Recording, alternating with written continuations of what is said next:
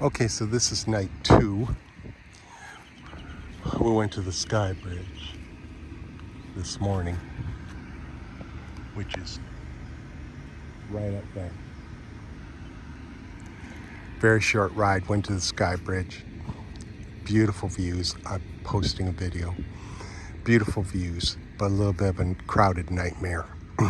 But outside of our resort hotel is this lagoon, this boat dock. Look at this yacht, the Azul 5, and a smaller yacht next to it. So that's $1 million yacht. They've got a few. Beautiful. And we're seeing like tons of fish down here by the rocks. We just saw a barracuda. I just spotted a barracuda about 3 feet in length, and it was just resting there for a minute. We alerted this guy here who's fishing about it, and he came down, and of course he explained what's true is basically you throw the lure out, the barracuda goes for it, misses it, bites your line, cuts your line quite often. So he did cast the lure out. See that little dinghy floating in the water there? Cast it out about 10 feet short of that, and that barracuda, which was about 5 feet off of the rocks here, turned and went right at it. Yeah, there's a little striped fish. There are so many schools of small fish here, 300 in a school, and just tiny. There's these little black ones that are swimming around here and being chased, hanging around by the rocks. My wife's very excited. So these fishermen come out about 6 p.m. and it gets dark here about 8. So they come out for a few hours and they're gone. I told Ann Lee I'm used to fishing in Vietnam. They don't have anything like this, at least as far as I've discovered yet, and it's been many years. They don't have any lagoons or coves or boat ramps, which is really a damn shame. But here they have them, and if I lived here, I would be here every day. I fished in the heat and humidity in Vietnam. I fished a small canal for 6-8 hours in a day. Shit, I would put my chair here. There's grass and mud in between the walkway here. I'd plant my umbrella and I would fish for seafood, for saltwater fish all damn day in this lagoon. But they only seem to come out for a couple of hours when it cools down in the evening. So yeah, it's cool. We took the walk down here. A lot of fishermen. Some people come out just to sit down and chill out. It's a nice, quiet, peaceful spot. Once again, we've done a little bit of travel. We're going to do some more tomorrow and Saturday. We did a little travel out here. Very few motorbikes. No horns. No motorbike traffic. Very quiet, very peaceful. I find it interesting that both Indian and Muslim people will come out here and fish. I did not know. I imagine Muslims fish, but I didn't know they fish like this. But it's pretty cool. And Malaysians, of course.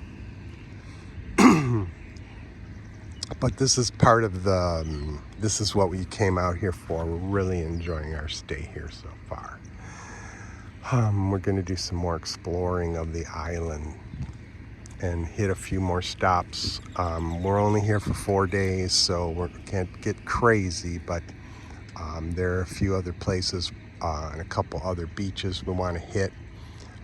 One beach that we'll head to more than likely tomorrow is kind of like a Da Nang in a way, but on a much smaller scale. Beach, and then behind it, restaurants, shopping, some large-scale hotels, etc.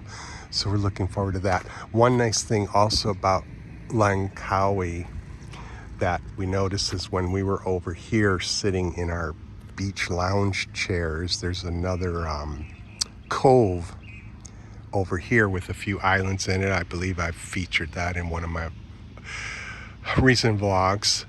They have eagles here, lots of eagles, and so they cruise across the ocean waters, and there's a lot of them, and that is really a treat to see them flying in the air, playing with each other, swooping down for fish. Awesome.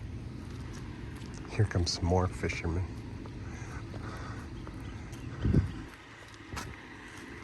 So yeah, this water here in this little cove is like this bluish green, and then it's rocky, and then it gets very, well, yeah, it gets pretty deep. Hence the boat docks. Looks like an awesome place to fish, man. I'm like, why didn't I bring my fishing pole? But next time, peaceful. Look at the backdrop of the trees. Just, thousands of different kinds of trees that grow here in Southeast Asia. And palm mixed with just, a dozen different varieties. And that, of course, is the resort we're staying at. So our room is up there on the 3rd floor, and we have a nice view out here of the cove. This is where you get to just, decompress and just relax and just enjoy a nice trip out here. Kuala Lumpur was a whole different environment, 100% different. This is a laid-back island vibe thus far. It's a pretty decent sized island, but not like an Oahu sized island. Maybe 1/5 of the size of an Oahu, maybe 1/10 of the size. From the map I look at, I want to say 1/10, 1/20th the size of an Oahu, so it's navigable. Ah, man, I almost came so close to pulling the trigger on a car rental, which is like ridiculously cheap here. But it's been so long since I've driven an automobile, and I don't know the roads here. And I told Ann Lee, I said it would be a little stressful. She could navigate. I'm sure she would do a really nice job on navigation. We can get a phone holder, get our Google map out, get our GPS going and shit like that, but I don't know the roads. I don't know the twists and turns. I don't know where, there are good maps which show you the tourist sites and stuff like that, but it's like, it's really absolutely the same cost to rent a vehicle, to hire a car and driver for 8 hours. It's about 180 ringgit to rent a vehicle or to hire a private driver for the day.